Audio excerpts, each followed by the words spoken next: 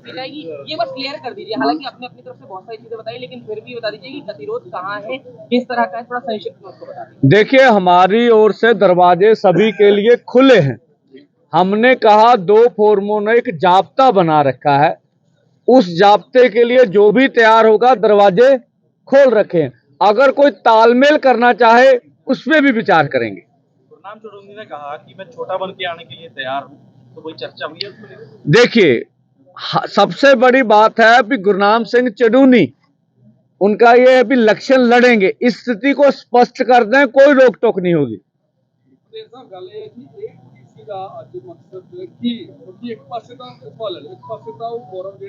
देखो, 2 ਗੱਲਾਂ ਉਹਨਾਂ ਨੇ ਜਿਹੜੀ ਕਮੇਟੀ ਬਣਾਈ ਆ, ਅਸੀਂ ਵੀ ਕਿਹਾ ਜਦੋਂ ਗੱਲਬਾਤ ਦਾ ਸੱਦਾ ਆਊਗਾ ਅਸੀਂ ਤਿਆਰ ਹੈਗੇ ਆ, ਕੋਈ ਰੌਲਾ ਨਹੀਂ।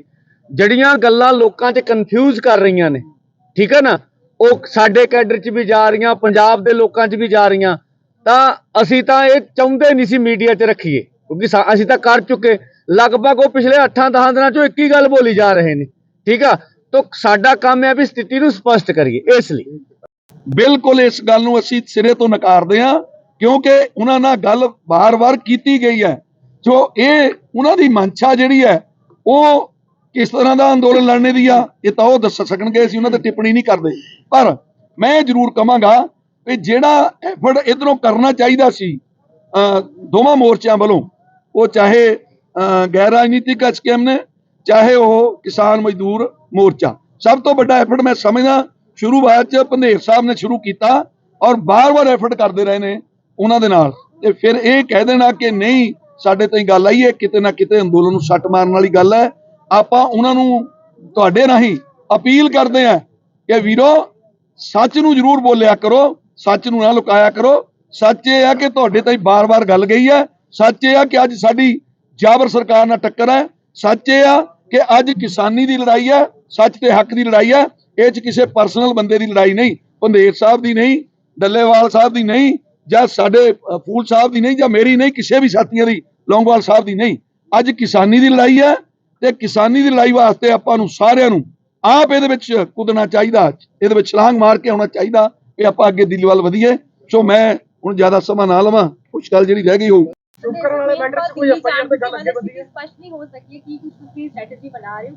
हाँ, देखो अजे ਉਹਦੇ ਤਾਂ 2 ਦਿਨ ਬਚੇ ਆ ਨਾ, ਅਜੇ ਤਾਂ ਅਸੀਂ ਨਹੀਂ ਕਰ ਸਕਦੇ ਨਾ। FIR ਤੇ ਕੋਈ ਗੱਲ ਅੱਗੇ ਨਹੀਂ ਵਧੀ ਹੈਗੀ, ਉਹ ਫੈਸਲਾ ਜਿਉਂ ਦਾ ਤਿਉਂ ਆ। ਅਸੀਂ ਸਗੋਂ ਪੰਜਾਬ ਸਰਕਾਰ ਨੂੰ ਕਹਿ ਰਹੇ ਹਾਂ ਵੀ ਤੁਹਾਡੇ ਅਧਿਕਾਰੀ ਮੰਨ ਗਏ ਸੀਗੇ ਵੀ ਅਸੀਂ FIR ਦਰਜ ਕਰਾਂਗੇ।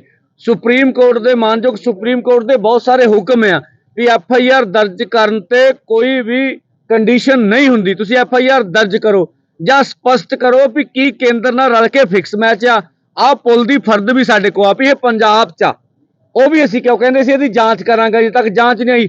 ਇੱਕ ਹਰਿਆਣੇ ਦਾ ਪੁਲਿਸ ਅਧਿਕਾਰੀ ਅਸੀਂ ਫੜ ਕੇ ਪੰਜਾਬ ਸਰਕਾਰ ਨੂੰ ਦਿੱਤਾ, ਕਹਿੰਦੇ ਸੀ DIG ਪੱਧਰ ਦੀ ਇਨਕੁਆਇਰੀ ਕਰਕੇ ਉਹਦਾ ਰਿਜ਼ਲਟ ਦਾਂਗੇ, ਉਹ ਵੀ ਨਹੀਂ ਦਿੱਤਾ। ਤਾਂ ਇਹ ਸਥਿਤੀ ਸਪਸ਼ਟਤਾ ਮਾਨਯੋਗ ਮੁੱਖ ਮੰਤਰੀ ਸਾਹਿਬ ਕਰ ਸਕਦੇ ਆ। ਅਸੀਂ ਕਹਿੰਦੇ ਇਹ ਵੀ ਦੱਸ ਦਿਓ ਵੀ ਕਾਨੂੰਨੀ ਕੀ ਅੜਚਣ ਆ, ਵੀ ਕਾਨੂੰਨੀ ਕੋ ਅੜਚਣ ਹੈ ਤਾਂ ਸਾਨੂੰ ਦੱਸੋ, ਅਸੀਂ ਉਹਦਾ ਕੋਈ ਲੀਗਲ ਤਰੀਕਾ ਬਣਾ ਲਈਏ। ਉਹ ਤਾਂ ਬੋਲ ਵੀ ਨਹੀਂ ਰਹੇ। ਔਰ ਇੱਕ ਮੀਡੀਆ 'ਚ ਕਈ ਚੈਨਲਾਂ 'ਚੋਂ ਕਹਿੰਦੇ ਇਹਨਾਂ ਐਪਲੀਕੇਸ਼ਨ ਲਿਖ ਕੇ ਨਹੀਂ ਦਿੱਤੀ। ਮੈਂ ਜਿੱਦਾਂ ਉਸ ਵੇਲੇ ਡੱਲੇਵਾਲ ਸਾਹਿਬ ਨੇ ਬਿਆਨ ਲਿਖਾਇਆ ਪੁਲਿਸ ਕੋਲੇ, ਇੱਕ ਬਿਆਨ ਸਾਡੇ ਲਾਇਰ ਨੇ ਲਿਖ ਕੇ ਉਸੇ SSP ਨੂੰ ਫੜਾਇਆ ਹੈਗਾ। ਅਸੀਂ ਸ਼ਿਕਾਇਤ ਲਿਖਤੀ ਦੇ ਚੁੱਕੇ ਹਾਂ, ਸਾਰਾ ਕੁਝ ਕਲੀਅਰ ਆ। ਹੁਣ FIR ਕਰਨੀ ਆ ਚਾਹੇ नहीं करनी, ये सरकार का आपका फैसला। इसके बाद जब हम लगा कि इनकी पोजीशनें क्लियर नहीं है तो फिर हमने अन्य राज्यों से संपर्क किया। फिर मैंने लगभग डल्लेवाल साहब ने अपने फोरम की ओर से और मैंने अपने फोरम से पूरे देश में भ्रमण किया और बड़े संगठनों ने हमारा साथ दिया। एक तो और ये जो बात ये हो रही है, दूसरी बात है हाँ पंजाबी करूँ मंजीत राय। और दूसरी बात यह है कि जो SKM ने 10 अक्टूबर को जो प्रेस बयान लिखा है उनमें उन्होंने स्पष्ट किया कि 13 के दिल्ली आंदोलन से हमारा कोई नाता नहीं है। ये उन्होंने अपने प्रेस बयान में स्पष्ट किया।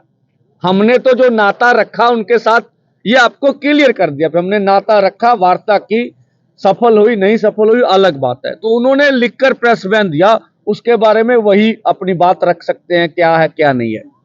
दूसरा, वो जो गतिरोध था कि क्या इस इलेक्शन में कोई पार्टी बननी चाहिए या नहीं बननी चाहिए, जो गतिरोध के मेन बिंदु थे, इसके बारे में स्पष्ट कर दें। अगर आंदोलन चलता है तो उसमें कोई एक ही आदमी वार्ता करके कुछ लोग कुछ भी फैसला कर दें, यह होना चाहिए कि नहीं होना चाहिए, या सभी जो भी लोग होंगे, जो भी यूनियंस होगी, उनके सर्वमान्य से फैसला किया जाएगा, जो पिछले आंदोलन में हुआ।